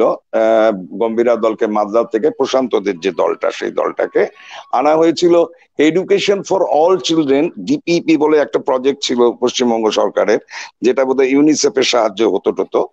তো সেইখানে সেই দলগুলোকে যে এডুকেশন ফর অল চিলড্রেন, এই যে প্রজেক্টের কাজ, মানে এইটাকে প্রোপাগান্ডার লেভেলে নিয়ে যাওয়ার জন্য তাদের কলসগুলি কিন্তু সেই গভর্নমেন্ট দিচ্ছে, সরকার দিচ্ছিল। তো ঠিকই বলেছিস যে শহরের লোকেরাই তো দেয়, তো এইটাই আর কি চলতে থাকে। আমি এইবারে একটা জায়গায় একটু কনসেন্ট্রেট করতে বলছি, আমি একটু প্রশ্ন করছি বরং, যে ঠিক আছে অভিজাত 4%, এই যে 25,000, এটা বোধহয় যেটা বলি যে 25,000 ইনকাম, সেটা 11 সালের একটা তথ্য, তাই তো অরূপ? 11 সালের, সেটা 11-12 সালের। হ্যাঁ, এটা যেমন এটা আরো আগের কথা জানি, 77-এ অর্জুন সেনগুপ্ত যে কমিটি রিপোর্ট করেছিল তাতে 6,000 ছিল, 6,000 একটা পরিবারের ইনকাম, পার ক্যাপিটা নয়, একটা পরিবারের ইনকাম 4,000, এই 6,000 ছিল, এরকম 4 জনের ফ্যামিলি ধরে নিতে পারি এইভাবে। আমি এইটা না, আমি এখন একটা জিনিস জিজ্ঞেস করব, যেটা আমরা ছিলাম, যেটা অভিজিৎ বলছে যে আসলে এই যে নাগরিক সংস্কৃতি এদের জন্য না, অরূপ তার নিজস্ব পয়েন্টে অলরেডি ঢুকে গেছে যে ব্রিটিশরা মধ্যবিত্ত শ্রেণীর জন্য ওই সংস্কৃতি তৈরি করেছিল, এইটাতেই পৌঁছতে চাইছিল অরূপ, এবং আজও আমরা সেখান থেকে বেরোতে পারিনি। হ্যালো, না, হ্যালো হ্যালো, হ্যাঁ শোনা যাচ্ছে? বিদ্যুৎ শোনা যাচ্ছে, বিদ্যুৎ শোনা যাচ্ছে। অরূপ শুনতে পাচ্ছিস?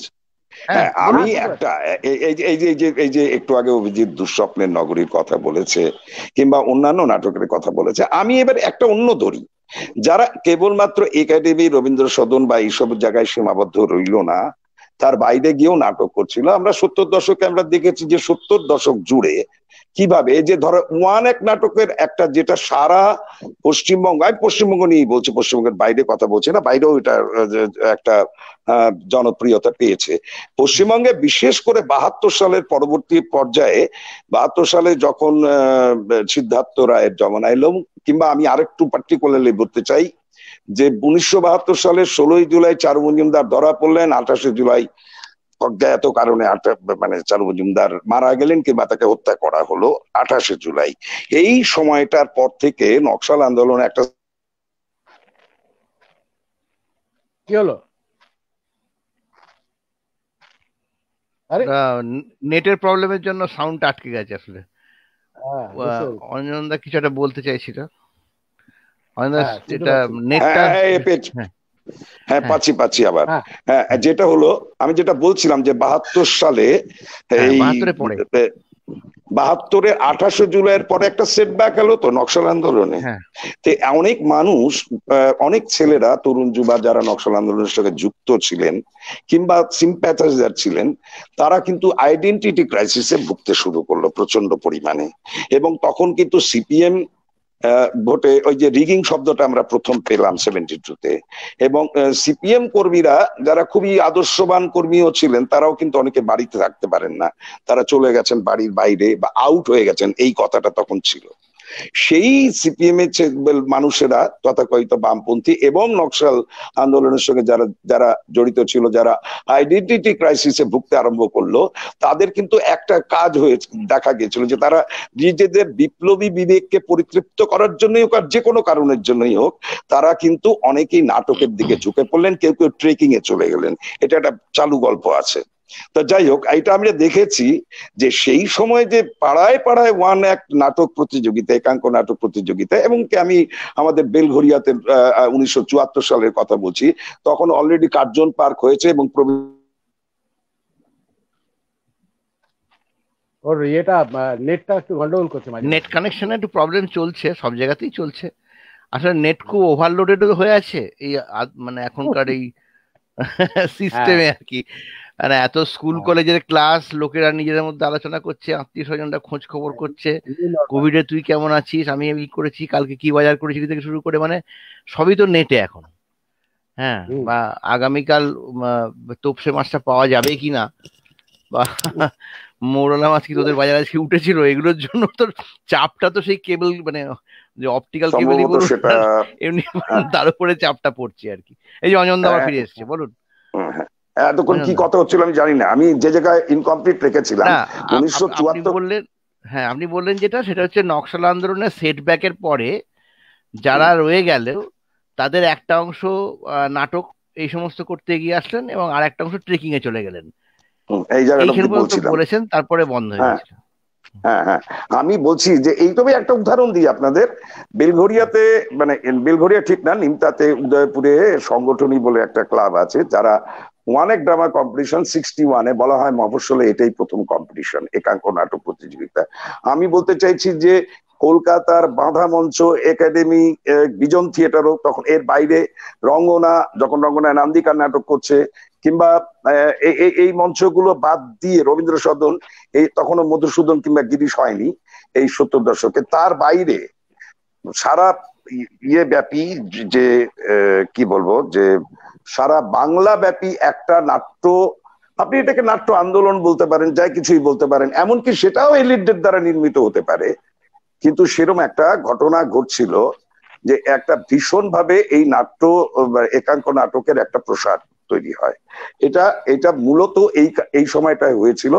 মূলত বসে যাওয়া বামপন্থী কর্মীরা, তারা সিপিএম এর হতে পারেন, নকশাল আন্দোলনের সঙ্গে যুক্ত এমন হতে পারেন, তারা এটার মধ্যে যুক্ত হয়ে পড়েন এবং অনেকেই নাটকের দলও তৈরি করেন। তারা নাটকের দলে তারা এমন কিছু বক্তব্য নিয়ে, যখন চারিদিকে কোনো লাল পতাকা দেখা যায় না, তখন কিন্তু আমি দেখেছি মৃত্যু নেই বলে একটা নাটক, কোন্নগরের কিংসুক বলে একটা দল, তাদের নাটকে দুপাশ থেকে একটা, মানে সেটা মুসোলিনির ফ্যাসিজমের বিরুদ্ধে একটা নাটক, অমল রায়ের লেখা নাটকটা আমার এখনো মনে আছে। একটা অদ্ভুত ঘটনার কথা বলি, সেইখানে ভিনচেনজো বলে একটা ক্যারেক্টার, বিপ্লবী ছেলে মারা গেছে, ওকে মেরে ফেলেছে মিলিশিয়ারা, মারা যাওয়ার পর তার বডিটা উপর থেকে নেমে আসে, দুপাশ থেকে দুটো লাল পতাকা ইন্টারন্যাশনাল বাজছে। সেই সময় আমি দেখেছি ওইখানে লোকেরা, সমস্ত দর্শকেরা, তাদের তাদের একটা প্রভাব ছিল বামপন্থীদের সংস্কৃতির, তারা কিন্তু উঠে দাঁড়িয়ে মানে প্রায় রেড স্যালিউটের ভঙ্গিতে তারা ডান হাত তুলে দেয়। এরকম আমি দৃশ্য দেখতে পেয়েছি। আরেকটি দৃশ্যের কথা আমি সংগঠনের কথা বলি, যেখানে একটি দল নাটক করতে গেছে, সেই সময় একটা নাটকের হয়ে যাওয়ার পর ওইখানে তদানীন্তন রাজনৈতিক যে শাসক গোষ্ঠী তাদের একজন নেতা পাজামা পাঞ্জাবি পরে উঠে সে বলছে যে এইখানে কোনো হিংসাকে প্রশ্রয় দিয়ে নাটক করলে কিন্তু আমরা ব্যবস্থা নিতে বাধ্য হব, কোনো হিংসাকে প্রশ্রয় দিয়ে এখানে নাটক করা যাবে না। এটা আমি আপনাদের বলে যাচ্ছি, যারা নাটক করতে এসেছেন শুনে রাখবেন, এইভাবেই নাটক করতে হবে এখানে। এরপরে যেটা ঘটে, পরের একটা দল নাটক করতে উঠছে, নৈহাটির একটা দল।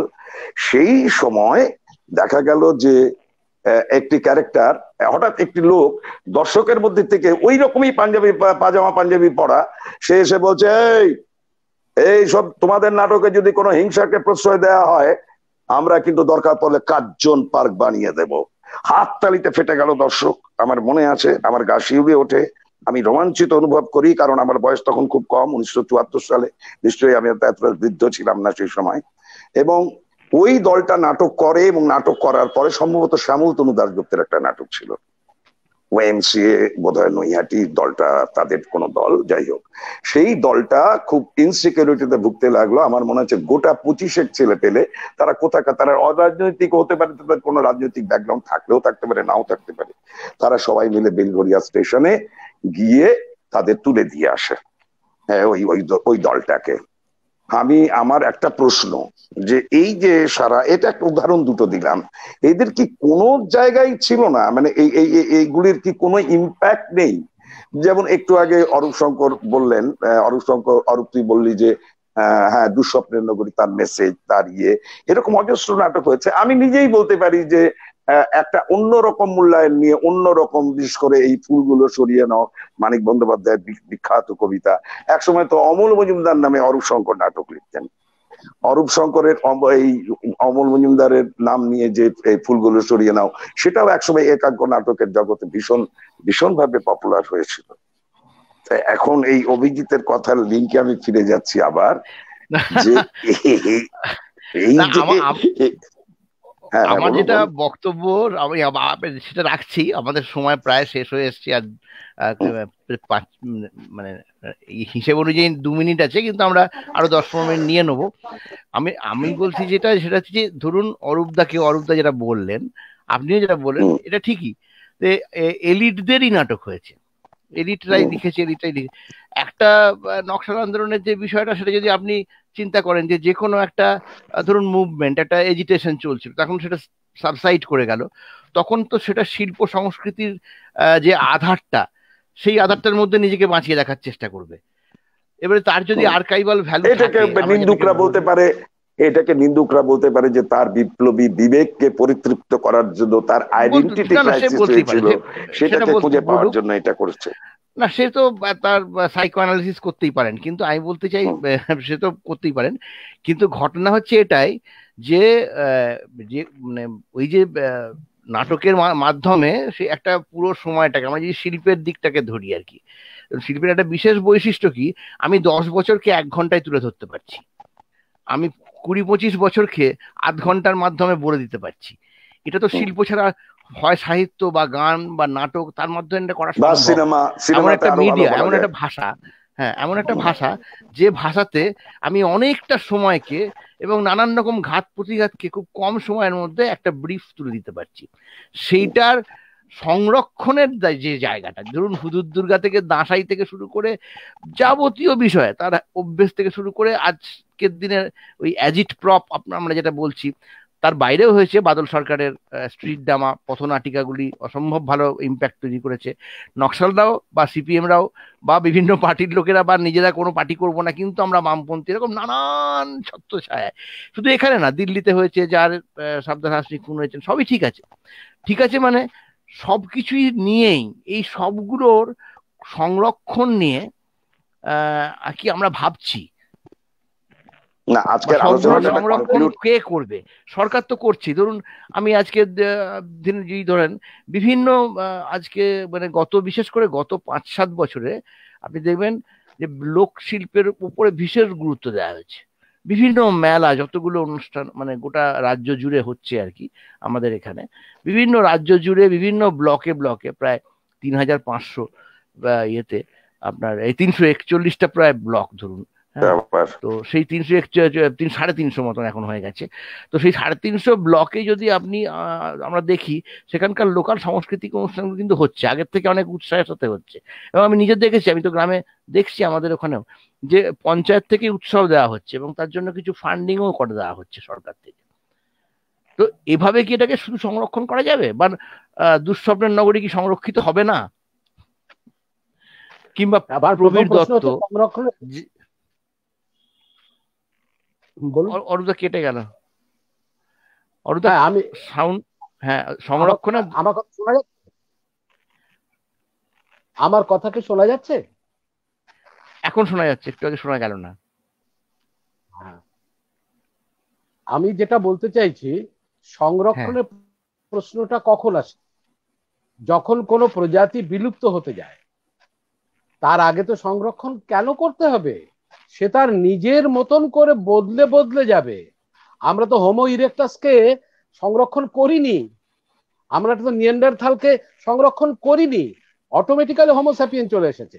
সবই পাল্টে যাবে, এটা কোনো চিন্তা নেই। কিন্তু যেটা বললো আমাদের অঞ্জন, যেটা বললো তার প্রেক্ষিতে আমি বলি যে একটা সময় ছিল যখন থিয়েটার করাটা ছিল প্রচন্ড কস্টলি, প্রচন্ড মানে মানে খরচ সাপেক্ষ। 60-এর দশকের মাঝামাঝি এসে থিয়েটার করাটা তুলনামূলকভাবে সস্তা হলো, তার ফলে গ্রুপ থিয়েটার। কিন্তু গ্রুপ থিয়েটারেও পুরো 2 ঘন্টার নাটক করার কঠিন ছিল বলে একাঙ্ক নাটকের জন্ম। একাঙ্ক নাটক এক অঙ্কের নাটক হতো না, 2-3টে দৃশ্যও থাকতো, তার মধ্যে 2-3টে অঙ্কও থাকতো। এর সঙ্গে যেটা আমি বলতে চাই, যেটা খুব ইম্পর্টেন্ট কথা, আমার রেসপন্ড করছে না। হ্যাঁ শোনা যাচ্ছে, বলুন। গ্রুপ থিয়েটার বলুন, শোনা যাচ্ছে তো? হ্যাঁ শোনা যাচ্ছে। হ্যাঁ, এবার তার সঙ্গে যেমন ধরুন ছাপানো খরচটা কমে গেল বলে প্রচুর লিটল ম্যাগাজিনের জন্ম হলো। এই দুটোই কিন্তু 70-এর দশকে, এবং সবটাই অভিজাতদের। আমার বক্তব্য এটা নয় যে এখানে বক্তব্যের মধ্যে কোনো ভালো জিনিস ছিল কিনা, তার প্রচন্ড রকম ভাবে লড়াই করার মানসিকতা ছিল কিনা তা নয়। কিন্তু আমি যদি এরকম বলি যে চটকল শ্রমিকদের তোমরা লড়াই করার উন্মাদনা বলতে পারো, কিন্তু ভাষাটা ইংরেজি হতে হবে, তাহলে কি চলবে? চলবে না। আমি বলছি যে ভাষাটা আমরা ইংরেজি সেইখান থেকে আজও বেরোতে পারিনি। একটা ছোট্ট নমুনা দিয়ে শেষ করি, সেটা খুব ইন্টারেস্টিং। সেটা হচ্ছে ওদের কিন্তু গানের সুর, আমাদের এখানে যে গানের সুর ছিল রবীন্দ্রনাথ পর্যন্ত ঝুমুর কীর্তন ব্যাপকভাবে ব্যবহার করেছে। এইটা আলটিমেটলি মেকলে হয়তো মানে কবরে বসে বসে হাসছে যে মোটামুটি 90-এর দশকে এসে এখানে বাংলা ব্যান্ড আমরা চালু করে দিয়েছি, আর এখানে বাঙালি গান নেই। হ্যাঁ আমি আমি আমি একটু আমাদের সময় প্রায় শেষ। অরূপদা আমাদের সময় প্রায় শেষ। আমরা অঞ্জন বিশ্বাস বলবেন, আপনাকে আমরা 2 মিনিট সময় দিলাম, আপনি লাস্ট 2 মিনিট কি বলবেন আজকের বিষয় নিয়ে? আমি লাস্ট 2 মিনিট, আমি যে জায়গাটায় মানে আমরা এতটা আমি মাঝখানে বিচ্ছিন্ন হয়ে গিয়েছিলাম, আমি অনেক কথা শুনতে পাইনি, অরূপ শঙ্করের কথা, আপনার কথা, অনেক কিছু শুনতে পাইনি। আমার মনে হয় যে এই লাস্ট কথাটা আমি শুনতে পেলাম এই মাঝখানে। হ্যালো হ্যালো বলুন। হ্যাঁ আমি শুনতে পাচ্ছি, মাঝখানে একটু বিচ্ছিন্ন হয়ে পড়েছিলাম। মানে অরূপ শঙ্কর বললেন যে, অরূপ শঙ্করের বক্তব্য হলো যে যা কিছুই হোক এই সমস্ত কিছুই শেষ পর্যন্ত বাংলা ব্যান্ড এনে যাওয়া, ওই সময় নাটকে ঢোকা কিংবা লিটল ম্যাগাজিনে ঢোকা 70 দশকে, সমস্তটাই শেষ পর্যন্ত কিন্তু ভদ্রলোকরাই ভদ্রলোক। তাদের বক্তব্যের মধ্যে কোনো সারবত্তা ছিল কি ছিল না এই প্রশ্ন যাচ্ছেন না। কিন্তু তাহলে কি আমি এই কথাটা আমি বলছি যে এই ফর্মটা না এমন নয় যে ধরা যাক যাত্রাতে মানে এই যে চিতপুরের যাত্রা মানে যাত্রায় তো ম্যাক্সিমাম ক্ষেত্রে ফিউডাল মূল্যবোধের জয়গান, ফিউডাল যে মূল্যবোধ তার জয়গান। যাত্রা ফর্ম ইটসেলফ, উৎপল দত্ত সেই যাত্রা ফর্মে গিয়ে অন্যরকম কিছু করার চেষ্টা করেছিলেন, এটা জানি আমরা, এবং অরূপ শঙ্করও যাত্রার সঙ্গে কিছুটা যুক্ত হয়েছিলেন, আমিও যুক্ত হয়েছিলাম, আমরা জানি। এবং উৎপল দত্তের যারা ছাত্র তখনকার, তাদের মুখে আমরা উৎপল দত্তের গল্প শুনেছি কিভাবে যাত্রাতে উৎপল দত্ত অন্যরকম কন্টেন্ট, প্যারি কমিউন নিয়ে মুক্তি দীক্ষা করেছেন, মাও সেতুং নাটক করেছেন। তা আমি একটাই কথা বলি যে যাত্রার যে ফর্ম, এই ফর্মটা যখন একাঙ্ক নাটকগুলি হচ্ছে না, অনেক সময় 3 দিক খোলা মঞ্চে তো একাঙ্ক নাটক হয়েছে, এখনো হয়, সেখানে যাত্রা থিয়েটার মিশিয়ে একটা অদ্ভুত রকমের পারফরমেন্স হয়। এমনকি রিসাইটাল অ্যাক্টিং, স্বরবর্ণগুলিকে দীর্ঘ করে বলবার যে প্রবণতা যাত্রাতে একটা অন্য আঙ্গিক তৈরি করেছিল, বিশেষ করে খালি গলায় শোনানোর জন্য, পরবর্তীকালে সেটাই রয়ে যায় সেই সুরগুলো। যদিও খুবই উচ্চ ক্ষমতা সম্পন্ন মাইক্রোফোন এসে যাওয়ার পরে সন্তু মুখার্জি এরা যারা খুব অডিও কাজটা ভালো বলতো, সেটা আরো কোনোদিনও যদি বলার সুযোগ হয় সেই সময় এগুলো আমরা আলোচনা করতে পারবো। 2 মিনিট শেষ হয়ে আসছে, এই তো সবে শুরু হলো আজকে। না না 2 মিনিট শেষ হয়ে করলাম ইন্ট্রোডাকশন। আচ্ছা এই 2 মিনিট, হ্যাঁ এই 2 মিনিটের মধ্যে এই ঠিক শেষ কথা বলার যেটা, যে এই যদি এলিট মানে এই যে থিয়েটার, যে ফোর্থ ওয়াল কনভেনশন থিয়েটার, বাধা থিয়েটার, উঁচু মঞ্চ, যদিও মঞ্চস্থল উঁচু করার একটা প্রয়োজনীয়তা আছে অনেক বেশি লোকের দেখার জন্য, যেটা যাত্রার ক্ষেত্রেও হয়। বাদল দ্বারা যেমন রিজিড ছিলেন যে একদম উঁচু মঞ্চে নয় আর কি, একদম সমতলেই থাকা দরকার। এইটা নিয়ে অন্য কথা পরে আর একটা অন্য ইয়েতে, এটা নিয়ে আমি কিছু আমার নিজস্ব কথা আছে আমার নিজের। কিন্তু এইটা ঠিকই যে এই সমস্ত থিয়েটারটা শেষ পর্যন্ত ভদ্রলোকেরাই কন্ট্রোল করে, ভদ্রলোকদের জন্যই প্রায় নির্মিত, তার বাইরে একটা অন্য রকম ধারা তৈরি হচ্ছে কিনা এটাও ভাবা হওয়া দরকার, তৈরি হওয়া দরকার। তার মানে আজকে আমরা মোটামুটি যে আলোচনাটা করলাম, আলোচনা বলতে সবাই নানান রকম আমরা বক্তব্য রাখলাম। অরূপদাকে আমি লাস্ট শেষ মানে আপনার আরেকবার আপনি বলবেন, আর লাস্ট 1 মিনিট, যে আপনি আজকে কি মেসেজ দিয়ে, কি বক্তব্য দিয়ে আজকে আমরা শেষ করতে পারি আজকের ইন্ট্রোডাক্টরি ফেজটা। হ্যাঁ, কেননা এই মানে যা আলোচনা হলো, কমেন্ট বক্স ভর্তি হয়ে যাচ্ছে, এখন আবার 2খানা কমেন্ট এলো। তো ব্যাপারটা হচ্ছে যে হ্যাঁ প্রচুর লোকজন দেখছে এবং শুনছে এবং কমেন্ট বক্স ভর্তি হয়ে গেছে। তো ফলে আমাদের পরবর্তীকালে আরো আলোচনা করতে হবে বিষয়টা নিয়ে, যে আমরা টোটাল তাহলে একটা টোটাল আমাদের ঘাড়ে দায়িত্ব এসে পড়ে যাচ্ছে। তো সেইটা আমরা করব। তো তার আগে অরূপদাকে বলবো, অরূপদা 1 মিনিটের জন্য কিছু একটা বলুন, তারপর আমি কুইজে চলে যাব, তারপরে প্রোগ্রাম শেষ করব। দুটো আমি কথা বলতে চাই।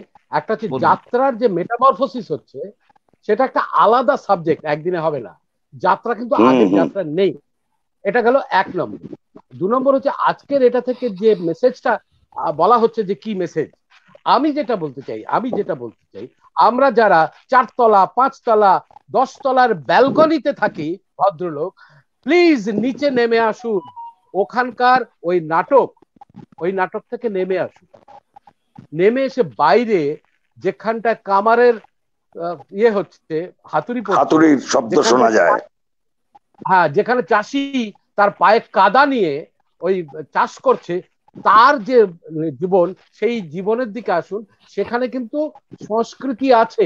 কন্টেন্ট নিয়ে আমি বলছি না, কন্টেন্ট ভালো কন্টেন্ট যে কেউ বলতে পারে, সেটা ইংরেজিতেও বলা যায়, ফরাসি ভাষাতেও বলা যায়। বাংলায় বলুন, বাংলায় বলতে বাংলা ভাষা নয়, বাংলা যে পালাগানের ভাষা, বাংলা সংস্কৃতির যে ভাষা, সেই ভাষায় বলুন। সেটা দুঃস্বপ্নের নগরীর বক্তব্য হতে পারে, যা খুশি তাই হতে পারে, কিন্তু এটা আমরা এতদিন ধরে ইগনোর করেছি, নেগলেক্ট করেছি। এটি আমার। তার মানে কি ফর্মটা পাল্টাতে হবে? আজকের আমাদের এই আলোচনা আজকের মতো ঘোষণা করছি।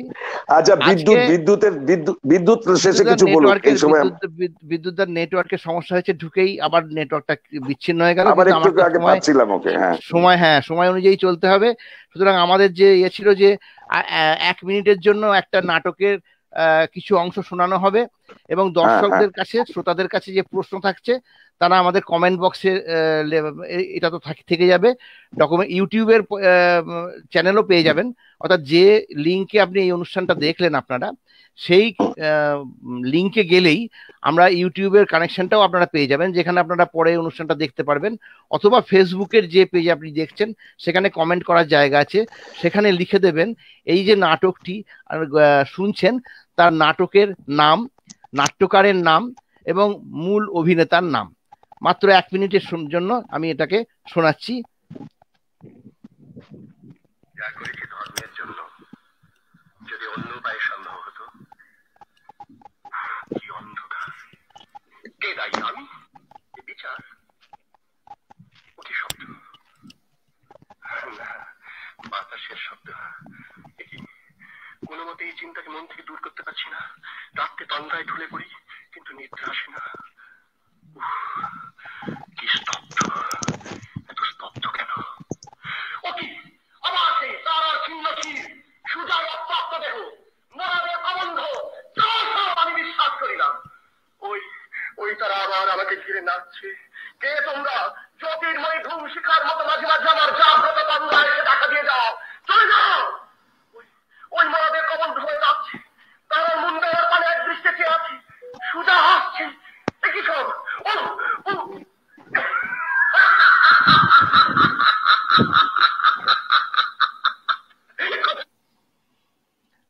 আশা করি সবাই শুনতে পেয়েছেন নেট বিভ্রাটের কারণেও। তো প্রশ্নটা আবার করছি, নাটকের নাম, নাট্যকারের নাম এবং মূল অভিনেতার নাম কমেন্ট বক্সে লিখে দেবেন। এবং আমরা প্রথম 10 দিন, আগামী 10 দিন যারা যারা লিখছেন, হ্যাঁ, তাদের নামগুলো রাখবো এবং ওখানেই আমরা কমিউনিকেট করব। যদি আপনারা পরবর্তীকালে আমাদের এই অনুষ্ঠানে এসে সেই নিয়ে কিছু বলতে চান বা নাটক নিয়ে আলোচনা করতে চান, আপনারা স্বাগত। সত্যি সত্যি প্ল্যাটফর্মটা যদি লোক নাটকের আলোচনার জায়গা হয়ে ওঠে এবং চলে, এর থেকে বেশি আনন্দের আর কিছুই হতে পারে না। হ্যাঁ, লোক শিল্পের একটা জায়গা যদি আমরা সবাই গোটা সমস্ত মানুষকে এটা পরিবেশন করতে পারি। আজকের অনুষ্ঠান এখানে শেষ করছি। বিদ্যুৎ দেবনাথকে বলবো লাস্ট 1 মিনিট, প্রচুর নেটওয়ার্ক বিভ্রাটের জন্য বিদ্যুৎ দা লাস্টের দিকে মাঝে মাঝে এসেছেন এবং চলে গেছেন। বিদ্যুৎ দা কি কিছু বলবে? তাহলে শেষ করবো। হ্যাঁ, যেটা হলো যে খুবই দুঃখিত, আমার নেটওয়ার্কের জন্য আমি চলে গেছিলাম। এখন যে আমি ফোনে কথা বলছি সেটা আমার মেয়ের ফোন, ওকে ফরওয়ার্ড করে তারপরে ও ধরতে পারলো আর কি। যাই হোক, আজকে আলোচনা আমি যতটুকু শুনেছি, বেশিরভাগটাই শুনেছি, সেখানে আলোচনা খুবই প্রাণবন্ত ছিল এবং আমরা চাই যে এই ধরনের আলোচনাগুলোকে আরো একটু বিস্তৃত করা। একটা সময় অরূপদা বা অঞ্জন ঠিকই বলেছে যে আমরা এগুলো আর একটু স্পেসিফিক করে আরো বেশি বেশি করে আলোচনার জায়গায় আমরা যেতে পারি কিনা। কারণ আমাদের তো একটা নির্দিষ্ট লক্ষ্য আছে যে এলিট শ্রেণীর হয়েই যদি করি, তাহলে এলিট শ্রেণীর মধ্যে আমরা আরো কতখানি ব্যাপকভাবে এটাকে পরিবর্তন করা যায়, সেই জায়গাটা আমরা খুব একটা যে মানে যাকে বলে ডি ক্লাস হওয়া, সেরকম হওয়ার সম্ভাবনা খুবই কম।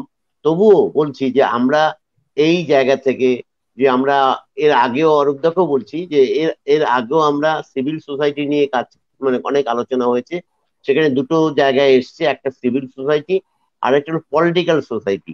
এই পলিটিক্যাল সোসাইটির জায়গাটা আমরা একটু গুরুত্ব দিচ্ছি, এটা নিয়ে আমরা বিস্তারিতভাবে আলোচনায় যাব। আমি অরূপদাকে অনুরোধ করব যদি আপনি সেই আলোচনাটায় আসেন, যে আমরা আপনি তো শুধু সংস্কৃতি তো নয়, একজন স্বাভাবিকভাবেই অনেক অনেক বেশি বেশি করে সমাজ সচেতন এবং বর্তমান সমাজের সাথে আপনি মানে কিভাবে এটাকে ভালোভাবে দেখছেন। তাই আমরা চাই অরূপদাকে আমাদের প্ল্যাটফর্মের সঙ্গেই সম্পূর্ণভাবে রাখা। বিষয়গুলো একটাই, যে আমরা যেভাবেই হোক একটা জায়গায় সকলে মিলে একত্রিত ভাবে যে পরিস্থিতি আসছে সেই পরিস্থিতিকে মোকাবেলা করা। আর সংস্কৃতি তো একটা বড় জায়গা, এখান থেকে সকলকে মিলে যদি করতে পারি, অঞ্জন যেরকম অনেক নাটক করে বেড়াচ্ছে এবং সেখানেও যদি আমাদের কথা বা আমরা যেগুলো ভাবনা চিন্তা করছি সেগুলো প্রকাশ পায়, ও বাচিক শিল্পীর সাথে যুক্ত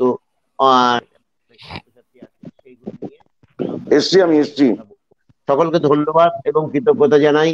সকলকে আবার আবার করে আমন্ত্রণ জানাবো প্রত্যেককে, এবং সেই জায়গা থেকে আপনাদের কাছে আশা করছি যে প্ল্যাটফর্ম আমরা চলবে আমাদের সঙ্গে অনেকেই যুক্ত হয়েছেন বিভিন্ন জায়গা থেকে।